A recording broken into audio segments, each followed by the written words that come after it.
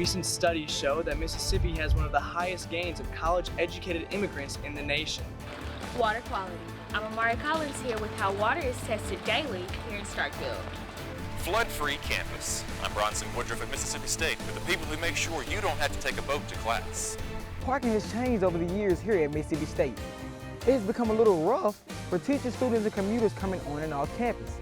I'm Terenzo Richardson and found out why this piece of material has raised a concern here for parking on campus and what MSU can do to fix it.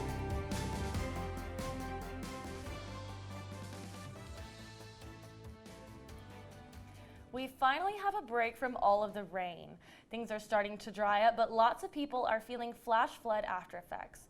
Good afternoon, Take 30 News is live. I'm Rachel Jordan. And I'm Bronson Woodruff. Some MSU students complain that parking lot conditions are getting worse after water damage from the recent heavy rains. Take 30's Terenzo Richardson joins us now live in the studio. Terenzo, what is MSU doing to address these complaints? University officials say they do have a plan for this fix, but for many students, the parking lot repairs can't come soon enough. It's horrible. There's potholes everywhere. One of the most frequently used locations for commuters and teachers at MSU are causing problems as parking lot conditions have worsened over the years. Commuters complain about steep potholes, gravel, and uneven spots that have damaged cars. Students are fed up after multiple incidents have caused tire troubles and accidents in an attempt to avoid holes in the gravel. You have to swerve to avoid them. Sometimes you can't even swerve to avoid them because cars are coming. They need to be fixed. These potholes are horrible. We are messing up our cars because of these darn parking lots. These parking lots for off-campus students and teachers are getting worse as rain has caused the potholes to flood over, leading to multiple gravel puddle spots. Commuters are looking for questions to be answered as conditions can worsen, causing much more damage to other cars. They need to be fixed ASAP. I mean, just fill these potholes, repave this parking lot, do something. This is horrible. After reaching out to Parking and Transit Services, I was able to get a written statement from the Director of Parking and Transit, Mr. Jeremiah Damas. He said, I quote, "The gravel directly behind the Industrial Education Building is typically graded the first opportunity available when we notice that there are potholes, which is why it was graded in drugs just last week. These issues are greatest after large amounts of rain. As normal practice, we do it at a minimum twice annually, spring break and summer." This parking lot is just not safe, but may be new and improved according to the parking manager, Mr. Surratt, for Parking and Transit Services, who have stated, I quote, "MSU have been approved for a new paved parking lot in the upcoming year." I'm Terenzo Richardson with Take 30 News. You got those Fix in the coming days, so you may see crews working out there soon. Bronson? Thank you, Terenzo. So many area roads and even businesses have been underwater in recent weeks, but Mississippi State buildings stayed dry for the most part. Take 30 News spent some time with the people dedicated to keeping campus running during the floods. Of Columbus were under heavy floodwaters last weekend. Buildings had water damage, businesses and roads were closed, and numerous lives were impacted. What comes from the north always comes down, and we get the end of the deal down here. Even the water level in the draining Oktibbeha County Lake rose over 8 feet after taking in rain and runoff water. Despite the recent large amounts of rain, Mississippi State's campus hasn't seen flooding. According to Facilities Management Director Tommy Verdell, that's all in a day's work. Facilities Management is responsible for all the day-to-day operations of the campus. Within Facilities Management, there's a unit called HEQ. Their role is to make sure that all the drains are unclogged, the ditches and drainage channels are clear, any surface drainage areas are clear of obstruction. Areas of lower elevation on campus, such as this spot here, are at greater risk of flooding during heavy rains. However, the MSU personnel work to make sure that doesn't happen. The team performs services as needed, whether it be during a downpour or on a sunny day. These guys, who prefer anonymity, make sure floodwaters flow into the drains as they're supposed to and not hold above ground. Building Services Supervisor Jesse McCarter says his team continuously monitors the campus and acts fast when necessary. We know it's an inconvenience when a roof starts leaking or a drain stops up or something unexpected happens. McCarter says the job is a team effort. It's our goal to go in and make life as normal as possible as quickly as we can. Verdell says it's an ongoing but rewarding process to ensure the lives of everyone on campus remain secure when threatened with a potential flood. I think we touch the lives of students every day. They take their jobs very seriously, and every now and then Hearing a thank you from a student goes a long way.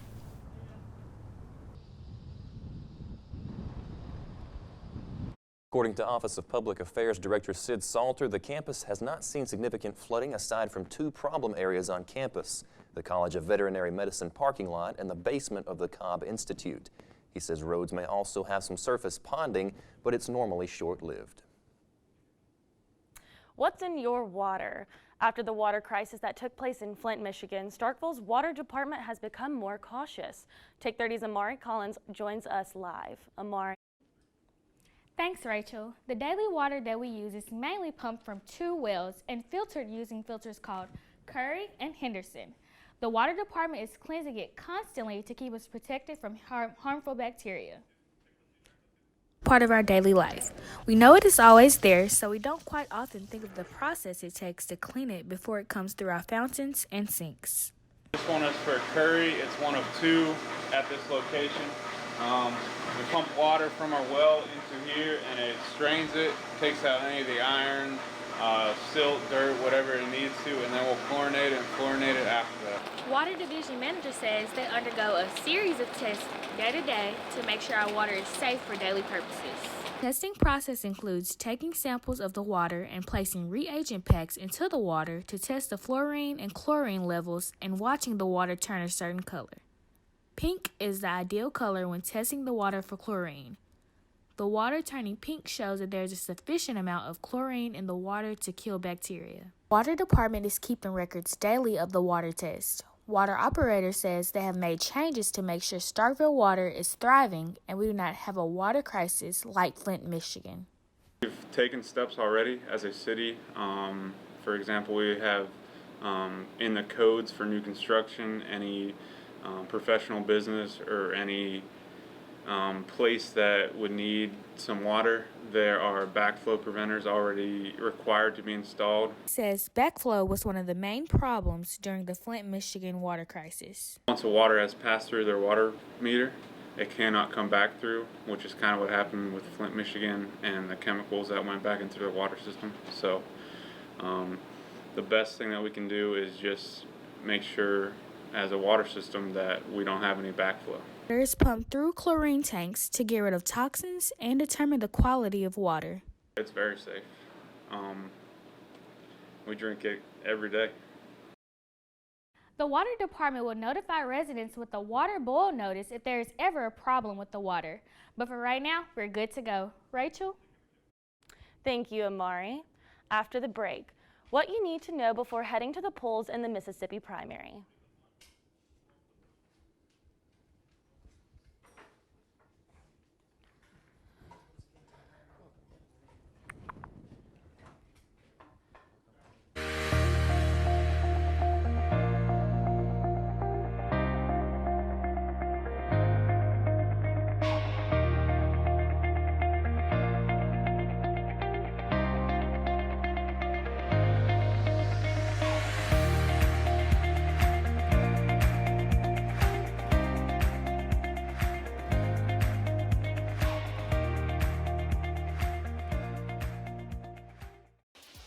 This is the best thing going at Mississippi State right now. We are doing so many different things that we learned in the classroom that we are now getting to apply that I didn't think that we would get to apply. It's really invaluable. People that you meet, the connections that you're gonna make are priceless as well. Prism is gonna prepare you for the future. You're getting something that most college students don't get in this major. Just go for it. Like, there's really nothing to lose. You can only go up.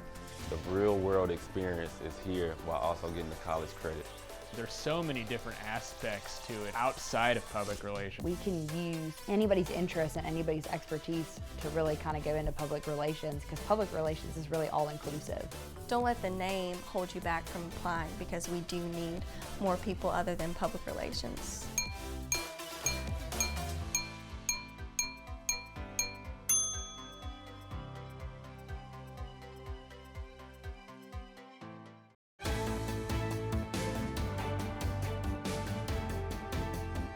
Welcome back. The Democratic debates for president had words Tuesday night. It happened in Charleston, South Carolina. The 7 candidates are talking to voters there ahead of the primary election on Saturday. Former Vice President Joe Biden had focused much of his time and energy on South Carolina, but it is frontrunner Bernie Sanders who took the most hits from other candidates at the debate. Former New York Mayor Mike Bloomberg was direct, saying Bernie will lose to Donald Trump. A CBS News poll of debate watchers found 69% of viewers felt the candidates spent more time criticizing each other instead of making a case for themselves. This was the final debate before 14 states hold primaries on Super Tuesday next week. Tuesday, March 10th is primary election day across Mississippi, 1 week after Super Tuesday. Polls open from 7 a.m. to 7 p.m. on the 10th. It's important to note that falls during Mississippi State spring break. You can vote absentee until March 7th in person at your circuit clerk's office. If you have an absentee ballot to mail, that must arrive to the circuit clerk's office by the 9th to be counted. But what will be on the ballot? Rachel is here to break down everything you need to know before heading into the voting booth. Rachel? Thanks, Bronson. First, before you can vote, you need to have a photo ID. That can be a driver's license, a passport, tribal photo ID, or even one of these. A Mississippi State student ID is an acceptable form of identification. Now, what will the ballot look like? Democrats will see these names at the top of the Democratic presidential candidates, all wanting to be the Democratic nominee for the November election. Mississippi Democrats also get to select who they want to run against. Republican U.S. Senator Cindy Hyde-Smith, there are 3 names on that list. The Democratic candidate for the U.S. House of Representatives in the 1st Congressional District, which covers the northeast corner of the state and includes Columbus, Tupelo, Oxford, and the eastern portion of Oktibbeha County, is running unopposed. The western part of Oktibbeha County is in Mississippi's 3rd Congressional District. There are 2 names on the Democratic ballot in Congressional Districts 2 and 3. On the Republican side in Mississippi, there are 2 people running against President Donald Trump for the party's nomination. For the United States Senate, the Republican incumbent Cindy Hyde-Smith is running unopposed. So is the Republican candidate for the U.S. Congressional District 1. And finally, there are multiple names on the Republican ballot in the U.S. Districts House 2, 3, and 4. We have sample ballots and voting information posted on our Take 30 News Facebook page, Take 30 News MSU. Bronson? Thank you, Rachel. Before the Mississippi primaries, the MSU Student Association elections take place. On Tuesday, March 3rd, students get to decide who they want to be the next student president, vice president, secretary, and treasurer. To vote in this election, use Cowbell Connect. Take 30 News will bring you the results from that election. In national political news, a former Illinois governor has been pardoned by President Trump after serving 8 years of a 14-year sentence. Take 30 reporter Will Huff has more. This was the sign hanging outside of former Illinois Governor Rod Blagojevich's house after he was released from prison on February 18th. He was charged on 17 counts, including attempting to sell the U.S. Senate seat vacated by President Obama after he was elected. Blagojevich had been in prison since 2012, and his original release date was March 13th of 2024. While Trump's choice to pardon Blagojevich has been met with controversy, Trump has stood by his decision, saying that the sentence was a, quote, tremendously powerful, ridiculous sentence. Blagojevich actually spoke to CNN's Anderson Cooper and says he believes he was convicted on a fake law. The jury made the right call based upon the fake law that the prosecutors gave them. They used the standard against me that the Supreme Court in the McCormick case said was not the law. Think about that. They used a standard the Supreme Court said was not the law. How different is that from a dirty cop planning a murder weapon to frame an innocent man? Blagojevich's sentence was supposed to last 14 years. However, he only served 8 years in prison. This is Will Huff, Take 30 News.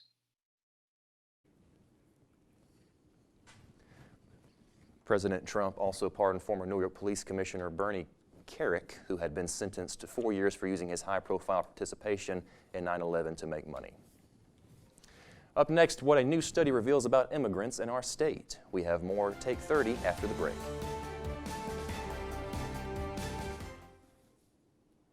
Any state in the nation had roughly 2% of its population being Students are the ones that do these communication projects for off-site clients.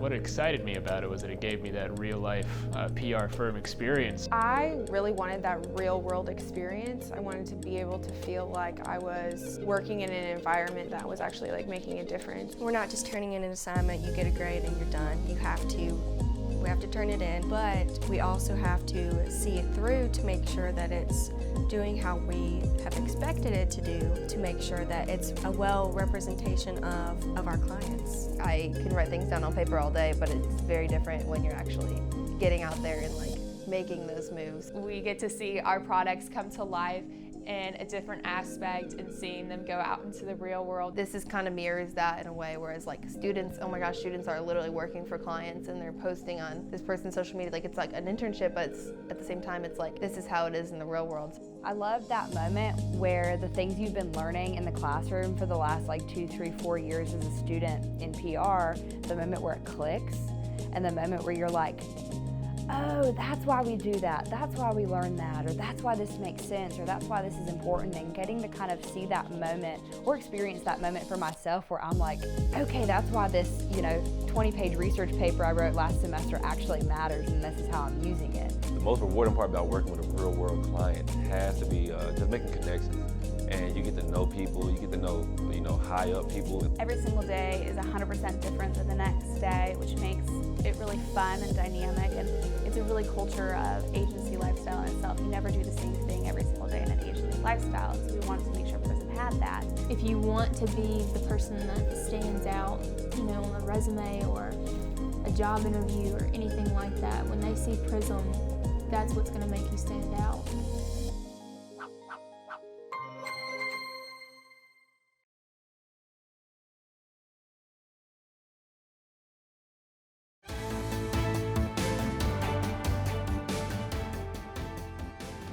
Welcome back. A new study shows a trend with Mississippi immigrants and higher education. Take 30's Eric Young breaks it down. The nation recorded a record high population of immigrants, a population of over 44 million. That being said, Mississippi has one of the lowest percentages of immigrants of any state in the nation, at roughly 2% of its population being foreign-born.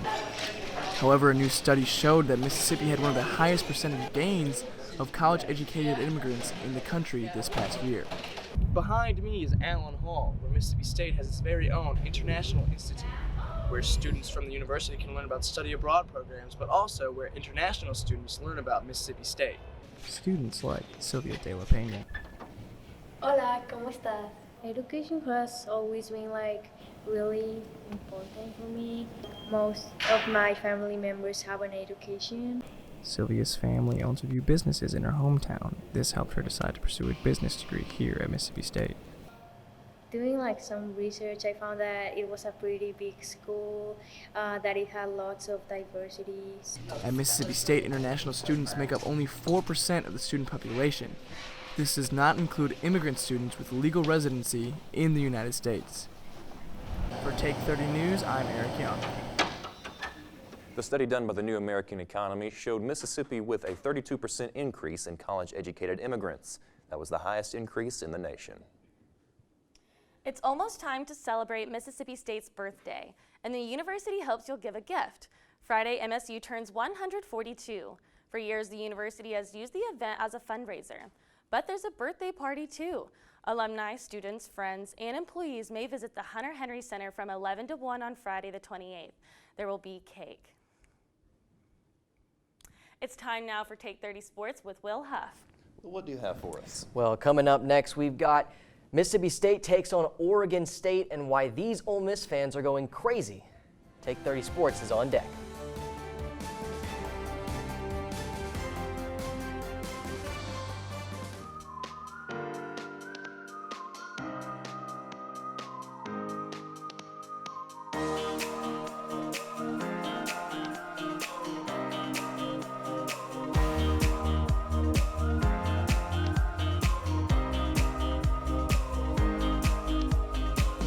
I'm Cash Matlock from the Wednesday crew in the fall of 2018.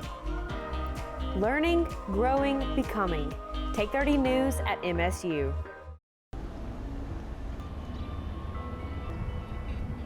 My name is Donovan Andrade. I graduated from a high school in the Middle East. I wanted to find a college that best suits home for me, and I found it here. Out of all of the universities, Mississippi State tops them all. MSU's theater program is unique to me because it's challenging, it's energetic, and it can also make you very open-minded to the world. Theater has its own community where you're never really alone. Everyone around you is family. and it felt like home. You hear about it most every week in the fall. Some player, somewhere, is fighting for his life after a head injury. Those are the days when the game stops being a game. So I started thinking about armors in nature. For example, rams are protected when they collide. Could that guiding principle be applied to football helmets? We're replicating this process with the hopes of reducing concussions. We're taking strides to save lives. Why do we do this? For the praise? To be esteemed as research pioneers? No, not at all. This is for them, the kids, and making sure the game keeps being a game.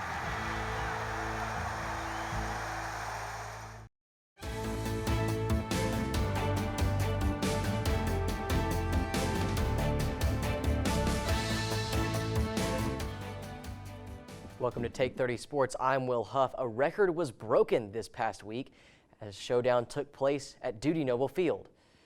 We have the story here at Dudy Noble Field with more on the series. The MSU Bulldogs won Friday's game 6-2 and Saturday's game 7-4, but were unable to complete the sweep by losing to the Beavers on Sunday 7-2. According to Hellstate.com, a total of 28,540 fans were at Dudy Noble this past weekend, while Saturday's attendance of 12,034 fans set a Mississippi State baseball attendance record for the month of February. With the team securing this high caliber win so early in the season, what kind of impact will this have on the team as SEC play is only a couple weeks away? Current MSU student and baseball fan Riley Fitzpatrick believes that this win will help the team in the long run. I mean, I think it's huge, to come out against a quality opponent this early in the year and be ready to go and, keep fighting in every game and just get a resume builder this early in the season. I feel pretty good going forward. And yeah, I think they should feel pretty good about things, and I definitely do think it sets the tone for SEC play as we continue to bring quality opponents in here. Head coach Chris Lemonis was disappointed that his team couldn't complete the sweep, but is optimistic about the future. The first 2 days I was happy with, and today we got beat. Oregon State outplayed us in every phase of the game, and we got beat. 2 out of 3 is good, but when you lose on Sunday, it leaves a little bit of a bad taste in your mouth. We're facing a lot of really good arms right now. I mean, even the first weekend and this weekend, we faced 2 really good teams who defend, so there's not a lot. I guess yesterday's game we had some freebies, but it feels like everything we're doing right now we have to earn, which is good, and it'll help us in the long run. Coach Lemonis and his Diamond Dogs lost to Texas Southern yesterday by 4 runs and are currently playing Alcorn State. After tonight's game, the team will travel across the nation as they play Long Beach State this upcoming weekend.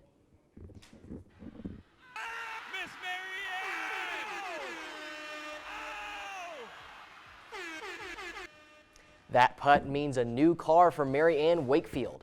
It happened Saturday during a break in the Ole Miss Alabama men's basketball game. Miss Mary Ann was picked from the stands to try her hand at a 94-foot putt. She sank it, and the prize, a brand new Nissan Altima from Cannon Motors. The 84-year-old Ole Miss fan got a good hand from the crowd, but her team lost to Alabama 103-78. Oregon women's basketball star Sabrina Ionescu made history on Monday when just hours after speaking at her friend Kobe Bryant and Gigi Bryant's memorial service, dropped her 26th triple-double of the season and became the first player, man or woman, to record 2,000 points, 1,000 assists, and 1,000 rebounds in NCAA Division I history. The Oregon guard has been projected to be a top 3 pick in the 2020 WNBA draft. Kobe Bryant's friends and family celebrated on Monday at a public memorial. Bryant and his daughter Gianna and the 7 others who died in the helicopter crash last month were honored. Beyonce and Alicia Keys performed during the memorial. Bryant's close friend, TV host Jimmy Kimmel, introduced Vanessa Bryant. This is the first time she has appeared in public since the accident. A private funeral was held for Bryant and his daughter earlier this month. As fans were lining up at the Staples Center, Vanessa Bryant's attorney filed a lawsuit against Island Express Helicopters. The company operated the helicopter.